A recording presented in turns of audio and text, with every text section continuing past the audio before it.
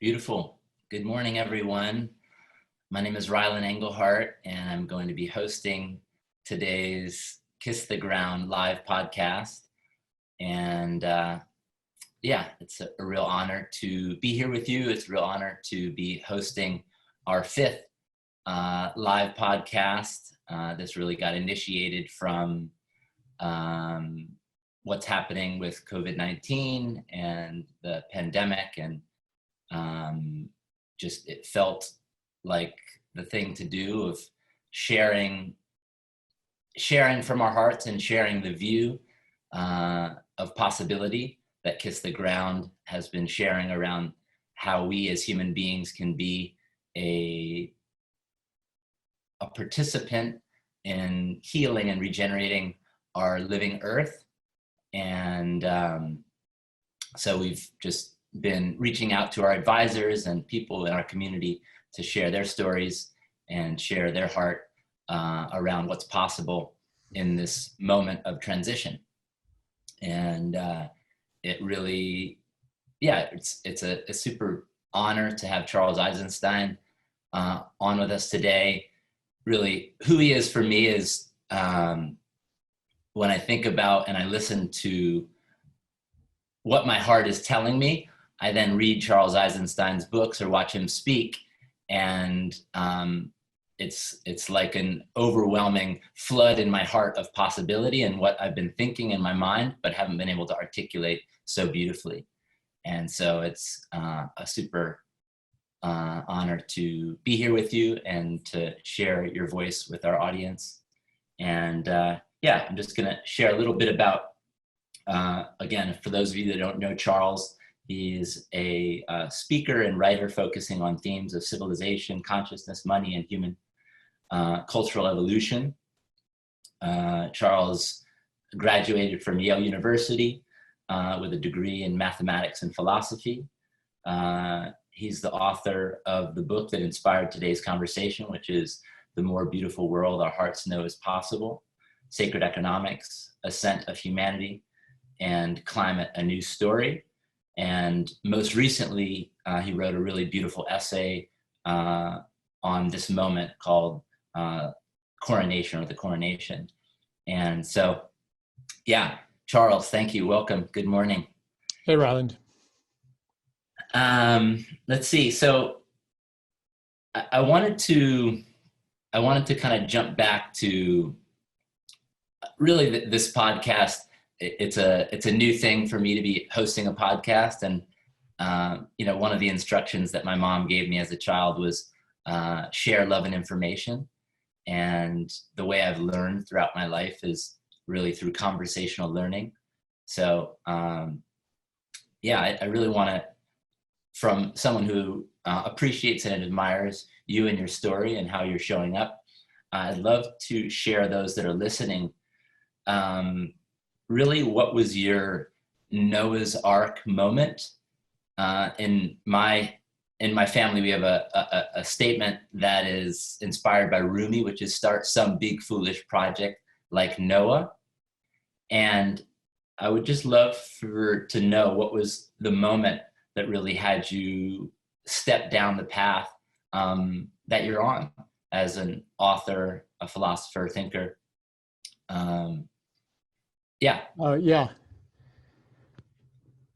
I really don't think I could attribute it to a single defining moment.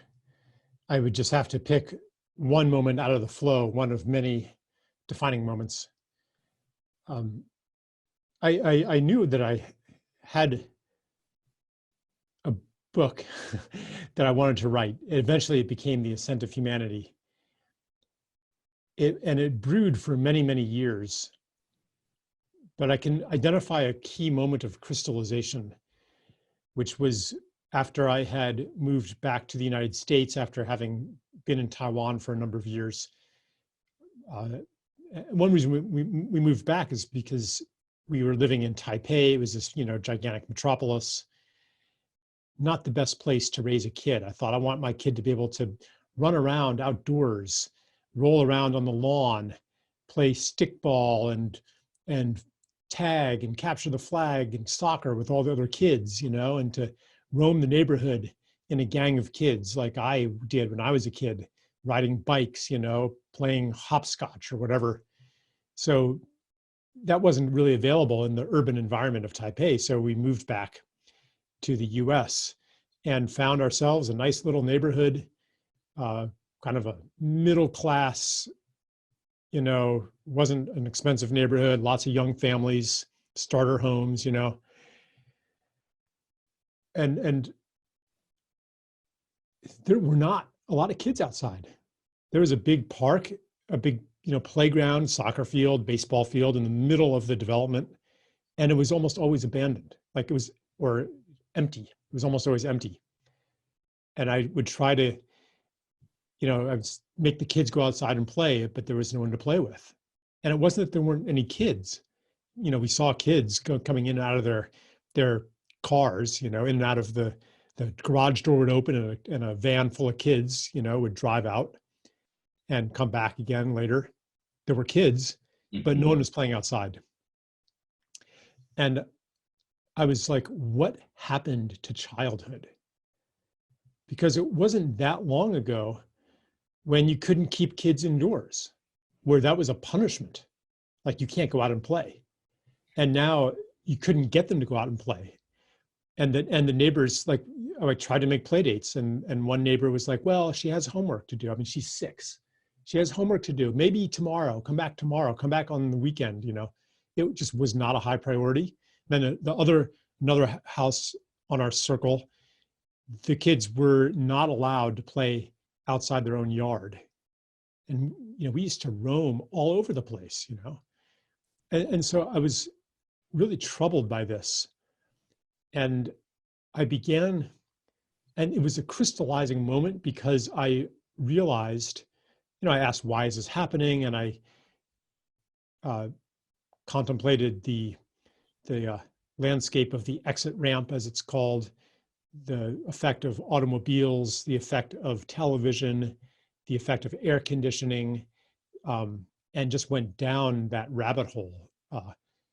The social effects of technology, the effects of our moral values that place safety above everything else, because it is safer to keep your kids indoors. And why is safety the most important thing? What basic world perception does that come from? So anyway, I traced it down and broadened it out, and I realized that this phenomenon that so troubled me was part of the same phenomenon, or the same matrix, the same constellation, and drawing from the same taproot as ecocide, as imperialism, as everything else that I deplored in the world. It was all part of the same thing. It wasn't like some aberration, some thing that we could fix without fixing everything. And so that was a crystallizing moment where I realized at that moment, I realized the enormity and the scope of what I was attempting as I was brewing this book that, hadn't taken form yet. And that was a moment where the form and the basic thesis of it crystallized. And I've been doing it, for 20 years since then. Beautiful. Thank you for that. And I haven't read The Ascent of Humanity, and give us what's the crystallization? What's the essence of what you shared in that book? It describes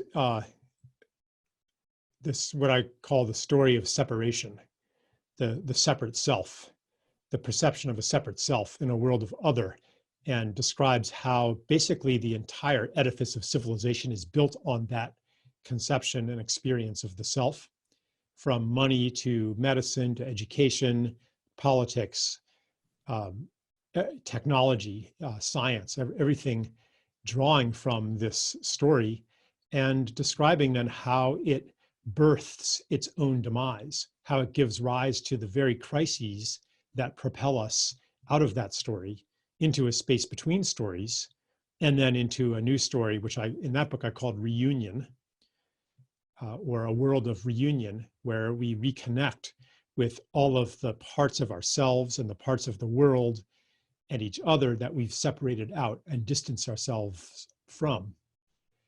And what a society built on a society that is reuniting with nature, with self, with community, what that would look like in terms of its systems. Yeah, I mean, that's basically the thesis. And you know, what would not only what would our systems and society look like, but the philosophical views, perceptions, the way of seeing the world, the way of experiencing life that comes from a new story as well. And all this is coming, like today, becoming super relevant, because it really does seem like we're at the end of a story, and seeing the story of separation play out in its most extreme imaginable form, with social distancing, with the regime of control, the move toward totalitarian police state, the obsession with hygiene.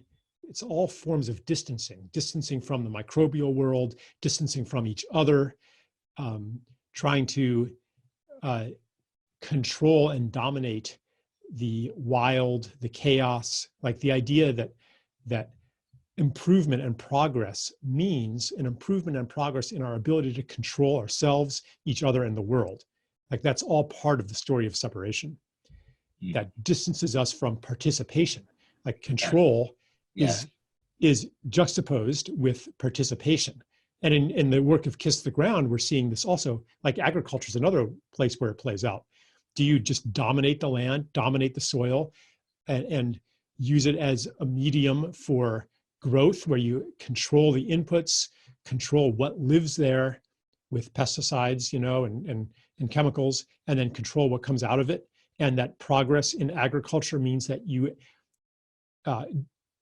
impose more and more exacting control. Eventually, the pinnacle of it being that you don't even need the soil. You grow it all hydroponically or ferment it in vats. Like I said, we can see the same trend play out in every realm.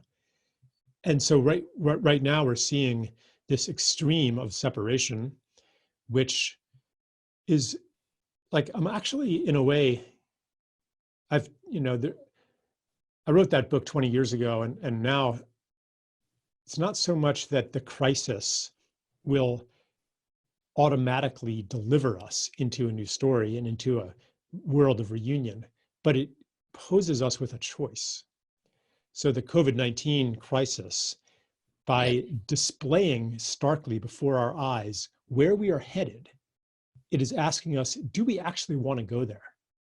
Yes. Is the future that we want a future of more separation, where hugs and handshakes are something you just read about in the history books? Yeah, I love how you've communicated in some of your writing around, we probably could pull off dome cities, concrete bunkers, growing food from synthetic manufactured minerals and supplements. But really, is that the more beautiful world our hearts know is possible? Like, is that really what our heart is asking us to do and asking us to step into? And, I'm like, just even saying that, I get moved to tears, because it seems so, there's two things to seem so intuitive and intrinsic for every human being, is that love is the center, the essence of who we are, and that regeneration is the essence of the living world, and that those two things don't have to be learned.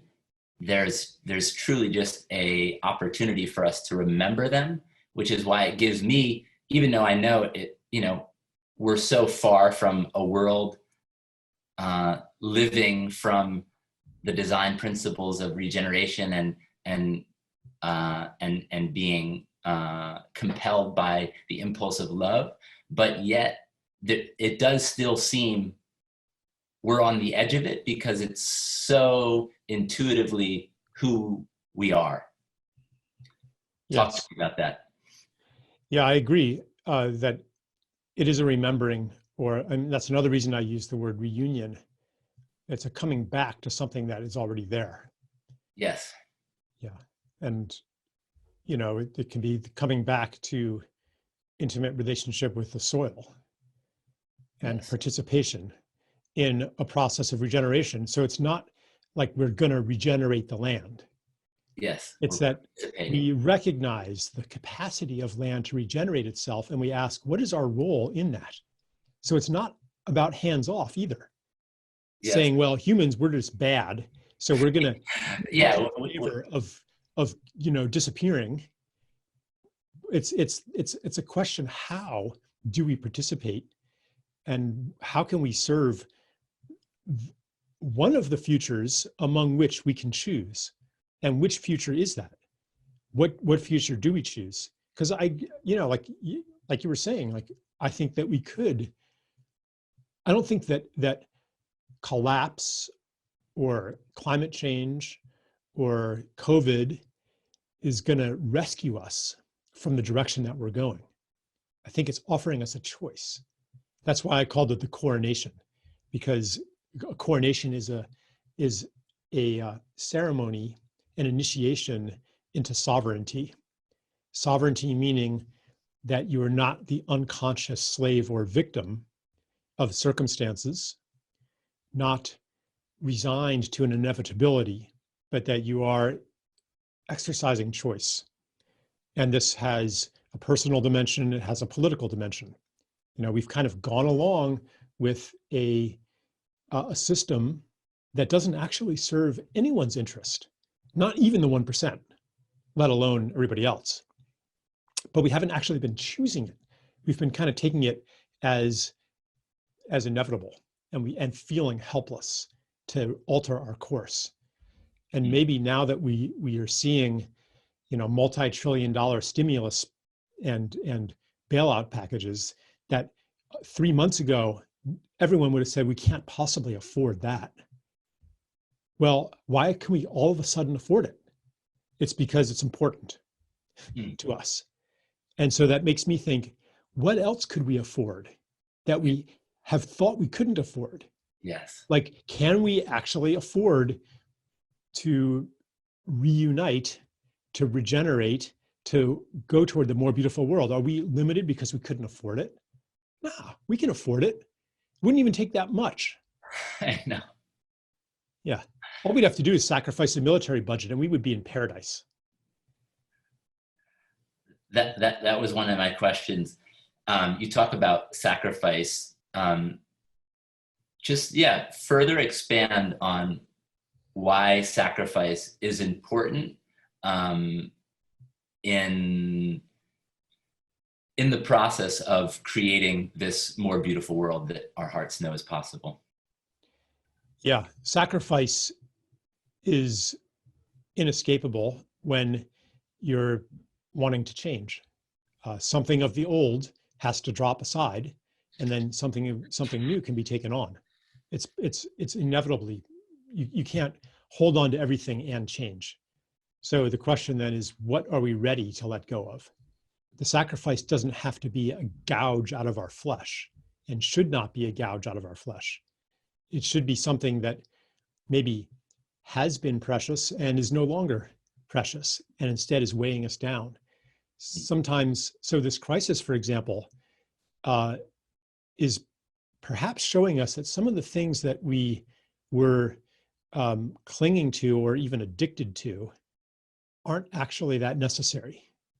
And we can ask, when we go back to normal, do we want to keep these things? But I would even say, do we want to go back to a normal that included things like obsession with celebrity news, sports, Disneyland vacations, like all this tourist travel? Like, there's a lot of things, piles of plastic junk, like all these, like, all these new clothes. How many new clothes do you actually need? My mother is I've been having beautiful conversations with my mother who's ailing, she's been sick. And, I've been listening to her stories about her childhood. So this would be in the 1940s. Yes. And she said, we were talking about Easter, and Easter was special for her because that's when she got a new dress. She would get a new dress twice a year, once at Easter and once for back to school, which meant that she would have maybe, 3 or 4 outfits. And this was generally true. People would not have closets and closets full of clothes. They'd have a few outfits, and getting a new one was really special. And they would repair things. Like people would darn their socks. They would repair their clothes. Boy, I'm sure glad that we've moved past that because we're so much happier now that we have more clothes. That's what I was going to say. Why is it that it's so absurdly obvious when you're looking that more stuff does not make us happy? And I mean, it's so absurdly obvious. We've seen it so many times. So many people have demonstrated this on the public stage and yet why do you see that we're completely anesthetized and, blind to that doesn't bring us true happiness? It's an addiction. It's the same. It's like the alcoholic doesn't actually believe that alcohol is bringing him true happiness, but it is allowing him to stay alive. It's allowing him to cope. It's substituting for serious unmet needs.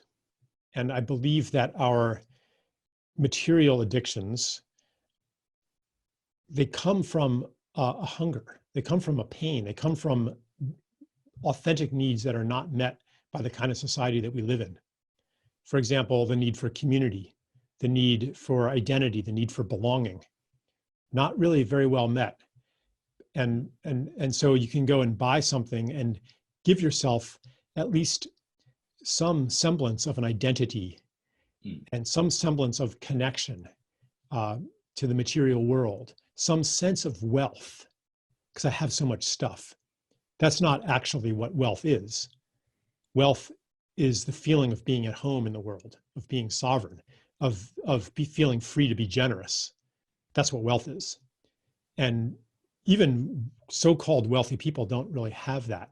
In fact, a lot of them have even more anxiety around money than working class people, in my experience. Like they obsess about it more, they think about it more, they worry about it more than people who live paycheck to paycheck. So so it's an addiction. And like many addictions, sometimes it helps to have an intervention. And we might say that COVID-19 is performing this intervention. Like a lot of people are still consuming things, but certain things, are a lot harder, like visits to the hairdresser. People can't do that now. So I'm not saying that everything that has been taken from us, we want to sacrifice. But we can look and ask now, having had this pause, we can ask, what do we want to keep and what don't we? And some things we might say, yeah, we want to reclaim those and maybe even have more of those. Now that we've seen what full deprivation of social gathering is, we might end up saying, actually, we want to reverse this trend towards social distancing, which did not start with COVID-19. It's been happening for a long time. I remember a key moment, a watershed in the early 2000s when I was, or maybe mid 2000s, 2005. I can't remember exactly the date, but I was talking to a student. Maybe I heard this secondhand, but anyway, a student at Penn State was saying, in my freshman year, I knew everybody on the whole floor of my dorm. Everybody knew everybody. We were always visiting each other's rooms. It was amazing. Like I knew 150 people just from my dorm.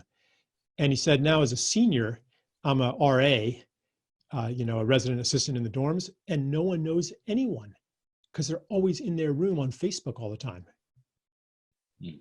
This, and you can look at statistics, like when they ask people, how many friends do you have that you can pour your heart out to, or that you can rely on in an emergency? And the number for the last 40 or 50 years has gone down and down and down until today there's something like 40 or 50% of people, I can't remember the number, who say zero, who feel so completely alone. And so this general decline of public in-person social life did not start with COVID-19. It's just intensified and almost like crystallized to a new level. It's like we've been living in this super saturated solution where the crystals haven't formed, but as soon as you poke it, as soon as a piece of dust falls into that solution, pshing, the whole thing crystallizes. And that's what we're seeing now. And we're also, another way to look at it is that it's a preview of where we've been going and where we will continue going if we don't exercise our will and forge an agreement that we don't want to go there. So yeah, so many paths are laid out before us right now.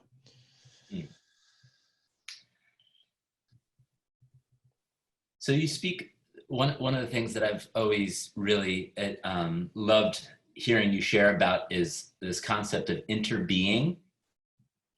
And how do you see that we as a society can awaken and step towards this experience and this knowingness of interbeing such that we start to take actions that are caring for one another, caring for the biosphere, caring for life?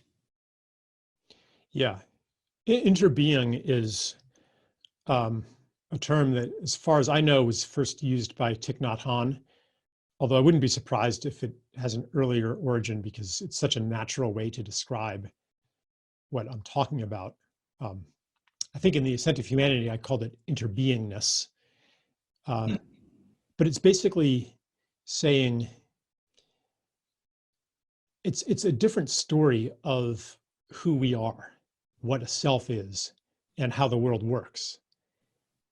It says that we're not separate individuals, but that we are interconnected, interdependent, interexistent, that my existence is relational. You are part of me. Yes. If something happened to you or the whales, if they disappeared, or the trees outside my home disappeared, or I was forcibly removed to a concrete apartment in a concrete city from here, then who I am would change. And who we are as a species changes as we lay waste to the world. Laying waste to the world corresponds to an inner desolation and psychological misery, even if our physical survival is not threatened. Something is lost inevitably, no matter how well we protect ourselves, because we are not separate. That's what interbeing says. As for translating that into action, I mean, on one level, it can be a Charles, can you speak to just one moment where you just you had an experience of that was so crystallized, realized experience? I'm remembering one moment where I don't know why it was so spectacular or so poignant, but I remember giving my favorite hat to someone. That it was like a favorite hat that I kind of identified with. And I remember giving it to this person. And for whatever reason in that moment, I knew that the love that I had for it, the appreciation that I had for it, I was giving it to someone to have the same experience that I had for it. Like it was just, for whatever reason, I really got, oh, I'm giving over there and I'm getting to experience that over there, receiving this thing that I loved and appreciated. And it was just I just really got, oh, wow, when I get that I'm the receiver over there, giving is so much easier to do. And I don't know, that was just a moment where I had a taste or sat on the windowsill of that experience of interbeing. I'm just Yeah. curious, you've had. Yeah. Maybe I'll just speak to your story a little bit. Yeah. You know, the separate self, the ego, thinks that you've lost something if you've given it away. Your story brought up in me a time I gave away a crystal that I've been carrying. And I just knew that this is the moment to give it away. And I'd had it on me for a long time, you know. And the ego is like, oh, a sacrifice. You know, I gave this away. I don't have it anymore. Mm. But it sounds like you share my experience of actually having been enriched by the giveaway. Yes. And now you have something that cannot be taken. Yes. Like a crystal or the hat could be taken from you. But the what has come into the empty space that was cleared by the giveaway cannot be taken from you. Mm. That would be an example of real wealth. Mm. Money and possessions are not real wealth because they're always precarious. But what you've given away, that is unshakable. That's real wealth. Yes. Cannot ever be taken.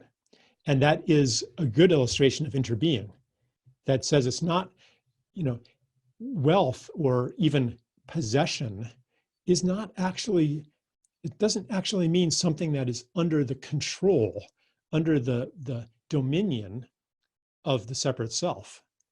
That would only be true if you are a separate self. But when you understand, when you understand that you are a relationship, then it totally makes sense that what you give away becomes your wealth. So that would be also, to answer your earlier question, that would be an example of the kinds of actions that arise from the story of interbeing. And the actions could arise just from the story level, just because here's another conceptual framework that you're using to see the world, and that changes your calculations, your choices. But it also, I think that the most important function of the story or the conceptual language of interbeing is that it is the ally of a non-linguistic, non-conceptual inner language where your heart is already giving you information that says that you know, to be generous, to be kind, to be brave, to be compassionate. Yes. And that information conflicts with the information that our conditioned minds are giving us. Conditioned minds, meaning conditioned by the story of separation.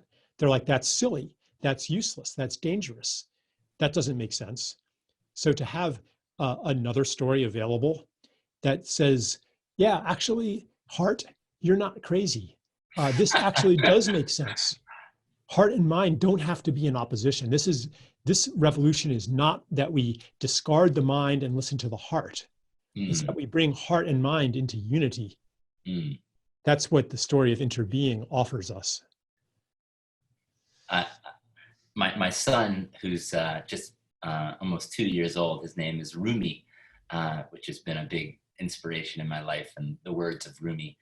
And one of the thoughts and kind of strands of ideas that kind of emerged was this, that Rumi's poetry or beautiful words, poetic words or a song, they can actually evade the kind of filter of the egoic mind, and they actually and that's actually why they're almost encrypted, or they're not a very formulaic design, because they actually get through the filter of the egoic mind, speak to the heart, and then from that moment, then informing the mind of what actions to take.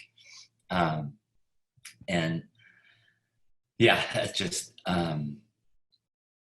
reminded me of that. So I would love to just hear from you, just to paint us a picture. And again, this is imagination. This is, from your heart, but paint us a picture of the more beautiful world that our hearts know is possible. And that this moment is, this is speculative. We're creating this in language and in our thoughts, but this moment is an initiation, and it is the opportunity for a beginning of a more beautiful world that our hearts know is possible. And could you just, I know you've thought a lot about this, could you paint us a picture of that more beautiful world? Yeah. Yeah, I'm glad you bring up this question, because in the last little paragraph I was speaking, one could interpret that as Interbeing being just like kind of a personal philosophy, and it's all about individual loving kindness and generosity and things like that. But there is also a systemic or a political level that is perhaps under COVID becoming available to us as we reclaim sovereignty on that level and ask, what kind of society do we want? What kind of collective world do we want to build together? And coming up in very concrete ways. Now I'm not going to try to describe utopia, because I keep feeling like, on the one hand, any description that I make does not actually do it justice. It reduces it to things that are familiar in our current context. And secondly, if I really go there, it's just going to sound fantastical, like too good to be true. But I'd rather, point to next steps and what is in the direction of that, and what maybe it could look like in a few years, or what's the trajectory. So here we are looking at how COVID-19 is intensifying existing trends. For example, the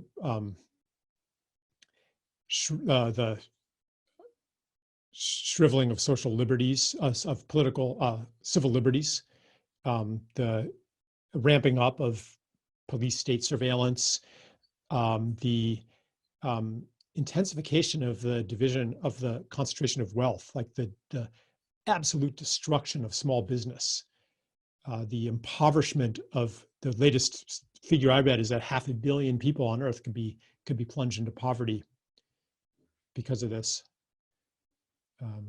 Something just happened here. You still there? So yeah, I was talking about these troubling social and political trends, and economic trends, and so that leads us. So here we are with the choice: do we continue down this road, or do we turn onto a different path?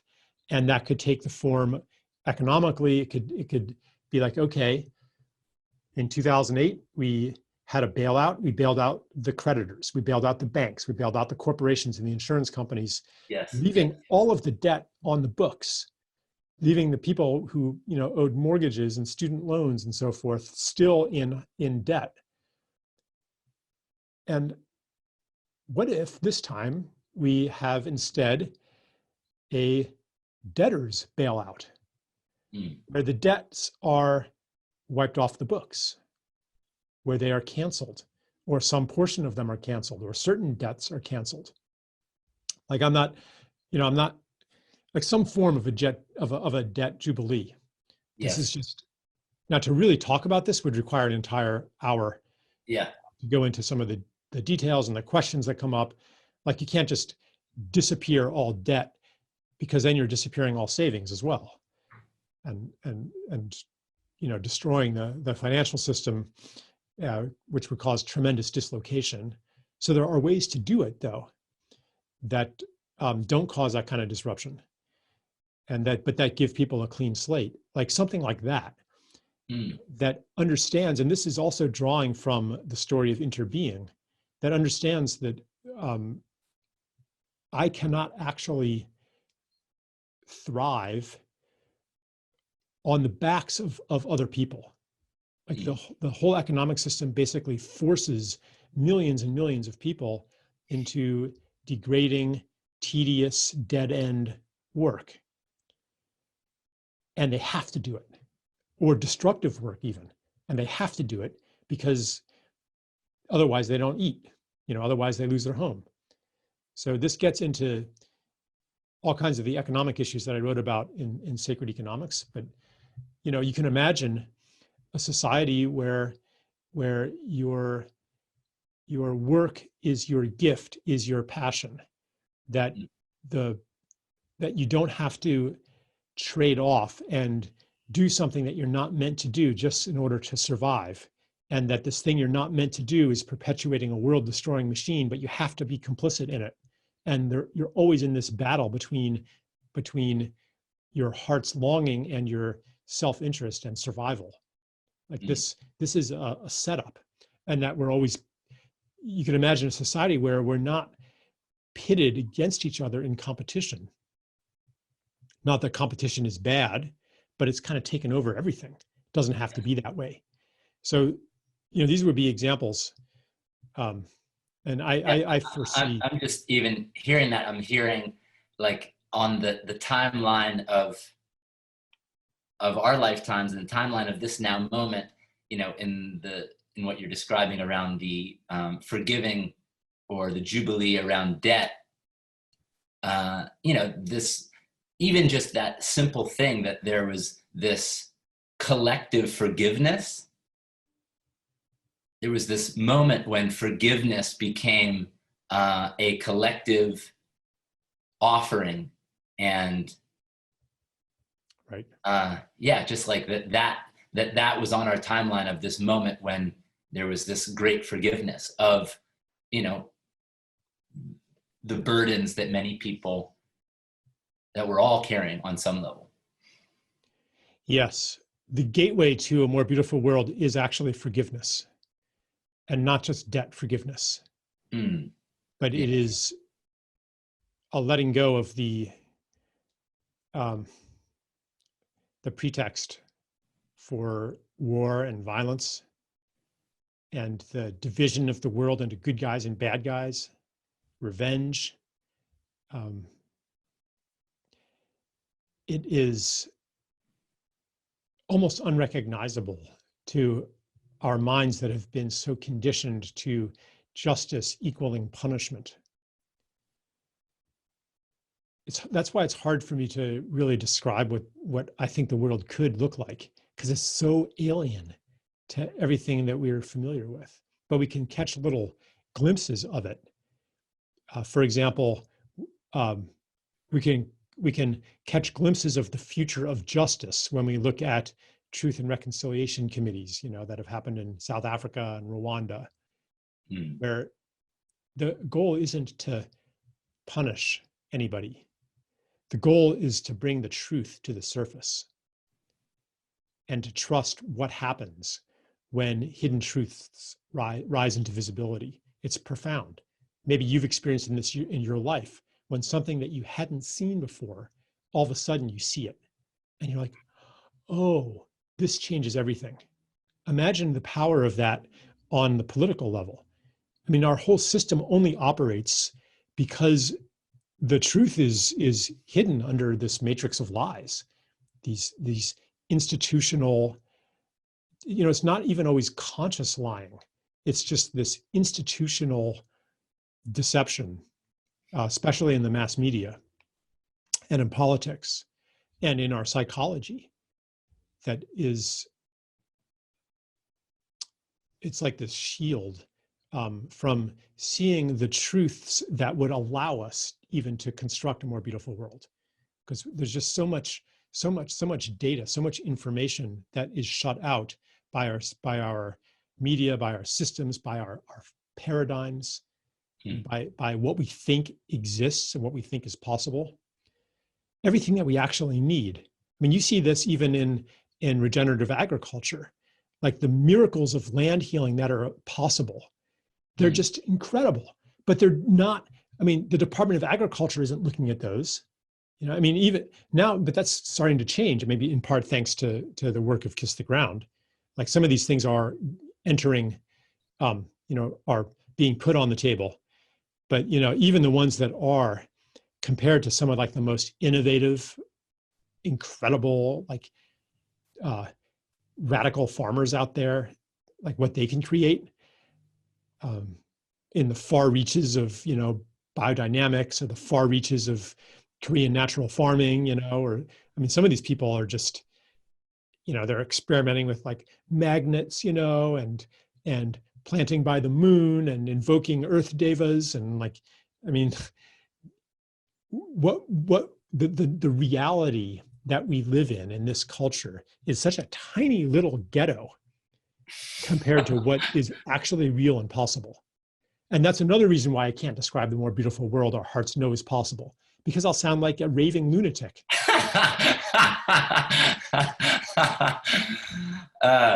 Yeah, I just want to speak to, yeah, the moment that you were asking. You said you probably experienced some moments like this in your life where just you see something that it changes everything, that everything opens up. There's just a new world of possibility. And really that's how Kiss the Ground was born. It was literally, I had been, you know, working in food service, running restaurants, organic food, but seeing a group of experts talk about how we as humans can participate in the healing and the regeneration of the living earth, it was totally shattering, because the best case scenario that I could even comprehend in my mind was just to sustain and do less harm to the earth. And then to get as a human possibility that the longing to participate in the healing, the regeneration, the revitalizing of something as a collective, and getting to witness and observe our participation and what that's catalyzing, and that swaths of dead land that has no fertility to create life for animals, plants, insects, everything could be recatalyzed and initiated through our hearts then taking action. It was like, oh my God, like it was just such a new, I mean, it literally was the most hopeful, inspiring possible. It just like, it was literally a well went off in my heart. And I was like, this is possible. And not only could I see that it was possible in my mind in that moment, I could actually feel it and see it as an adopted and understood consciousness. And it was like, it was like, oh, I saw it possible for the collective to understand or remember that interconnection. And, you know, originally Kiss the Ground started off, we were like, all right, we're going to teach people that carbon sequestration is possible. But as we continued to go down the road, it really became this understanding that we can heal by participating in healing of the earth. And as we start to become more and more connected to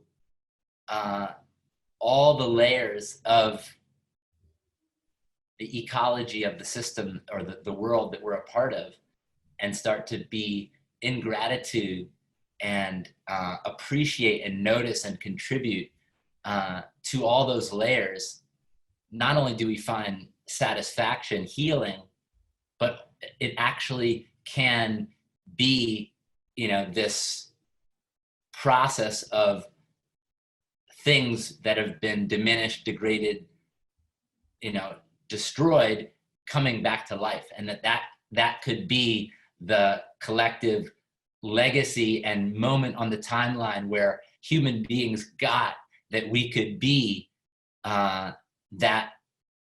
that wolf being reintroduced into Yellowstone National Park and being part of that trophic cascade, or, you know, the whales that are bringing, you know, that deep minerals into the photototeic zone and pooping, and we could actually be part of that facilitation and seeing life come back on our watch, and just like, whoa, that is such, you know, that's when I hear the term "the more beautiful world our hearts know is possible." It's a wave of those thoughts, those ideas, those visions that have been, you know, part of what's been needing or guiding or shaping the work and the vision and the mission of Kiss the Ground.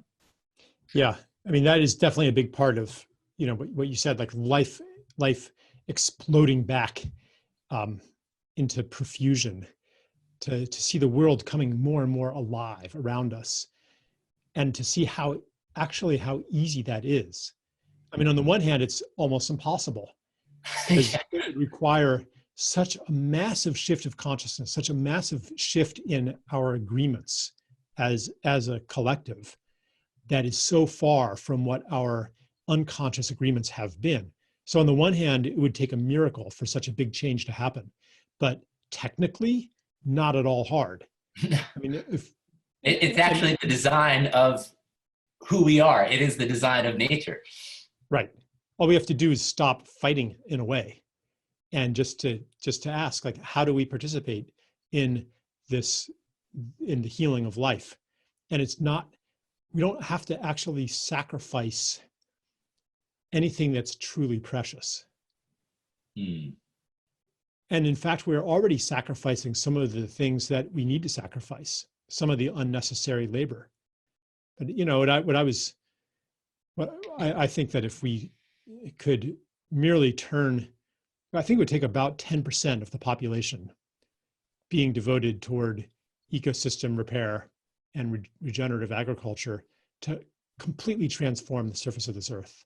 And we would have deserts greening, we would have dead soil coming to life, we'd have forests returning to health. I mean, we'd have the streams flowing pure again, and it wouldn't even take that long. I mean, we're even seeing during Right. COVID, Yeah, we're seeing it right in a now. few weeks, you The know? bounce back of 4 weeks. Yeah. And So, imagine our participation in that direction. yeah. And like, not to get, you know, intoxicated by this beautiful possibility. Yes, we have to take in those data points and those possibilities, and also recognize the level of the suffering and the dysfunction that exists, and the oppression that exists in this world right now. Like, those data points have to be brought in too, so that we have a full palette with which to paint the future. And yeah, so it's not like, oh, you know, this regenerative technology is so powerful and Ryland Engelhart's already doing it, so we're going to be fine. No, no. It's really facing us with a choice. And that choice, like, I spoke to the political level, but it's also a personal level. And that the question that it brings up for me is, if we have chosen collectively to march down the road toward a dead planet for a long time, Mm-hmm. and if we have chosen personally to go along with it to some extent, then what is going to have to change for our choices to change? What are the conditions of our choices? One of the conditions of the choice that we have been making is the story of separation. Therefore, without pressuring and shaming and guilting and cajoling and persuading people to change, otherwise bad things will happen to you. What if we change the conditions of the choice? Mm. The conditions including your experience of life, including the stories that you hear, including the way that reality is portrayed to you. Like, there's a lot of ways that we can change the ground from which civilization grows. And I believe not only can we change that ground, but that no significant change will happen if we do not change that ground. If we kind of take for granted the paradigms and myths and narratives that prevail today and try to use them against themselves to, for example, frighten people into sustainability, we're just going to end up with another version of what we already have. And that we are really being invited into a revolution that goes down to that level, that goes all the way to the level of transitioning from separation to interbeing, the level of a revolution in who we know ourselves to be and what we know to be real. And COVID is, one part of an initiatory ordeal that is offering us this choice, not guaranteeing it, but that's why it's happening. It's to invite us to choose. Thank you. Charles, you want to pick one question from the chat and answer? Oh, okay, let's see here. I feel like I was having a little make wrong. Oh, we've been indulgent to our questions, but we haven't answered any. Boy, there's so many here. Here, I'll just take the last one. Charles, I saw you on Russell Brand and you were speaking about the reason people are in power is because we all agree and believe that they are and need to change. Oh, now it's moving. Change that agreement or belief. Yeah. Then the next question is good too. How do we start the dialogue with the naysayers, the GOP, the climate deniers? Oh boy, okay. So yeah, the first one is simply the point that the people in power are only powerful because we agree with the system in which they exercise power. They don't have personal superpowers. And even to the extent that they control the narrative, control the media, control the flow of information, again, it's not that they personally have the superpowers to force the media and the narratives to be that way. There's fertile ground for the kinds of control that they are implementing. And the fertile ground is what I was just talking about. It's prevailing beliefs, the prevailing consciousness that we can change.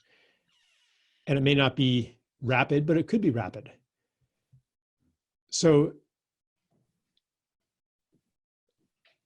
another, well, yeah, maybe I won't go too far down that rabbit hole, but just to say that even if we somehow deposed the Illuminati, if the ground conditions don't change, there will be a new Illuminati. We saw this in the aftermath of the Bolshevik Revolution, where within a few years, the same kinds of people were exercising the same kinds of power that prevail under capitalism. So, yes. And maybe another thing that comes up there is, how do we break the spell? It's like everybody's under a spell, and the spell depends more on what we believe people believe rather than what they actually believe.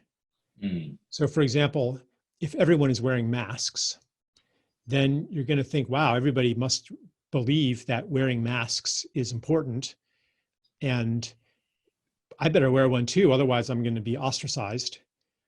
And how could they all be wrong? Like, there's that part of the human brain that wants to conform, because that's how you create social harmony. So then you put on your mask and everybody else is like, oh, see, even Ryland has a mask on. That, must be that it must be.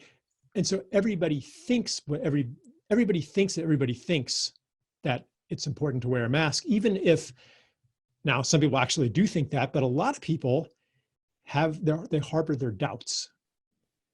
And those doubts sometimes are echoed by, I just read one virologist who said it's a total waste of time unless you're actually coughing and sneezing to wear a mask, because this virus is not aerosolized. It only spreads on in airborne water droplets. So basically it's useless. But if he's right, then why is everybody doing it? And, I better, he couldn't be right, because everyone obviously believes something else. That's But right. do they actually believe something else, or does it just look like they believe something else? That is how the powerful exercise their power. It's through the management of perception more than the management of belief. And that means that if you go without your mask, for example, then you're disrupting that field of perception. And I'm not going to advise you right now to do that.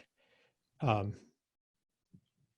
I will say, well, I mean, I'll say like, I'm not going to wear it. Now I'm sounding like Donald Trump. Like this is another thing. Like everything gets polarized, you know? And if I express any reluctance to wear a mask, then all of a sudden I did what Donald Trump did, and I must be a Donald Trump supporter, et cetera, et cetera. Like this polarization is another way to maintain control.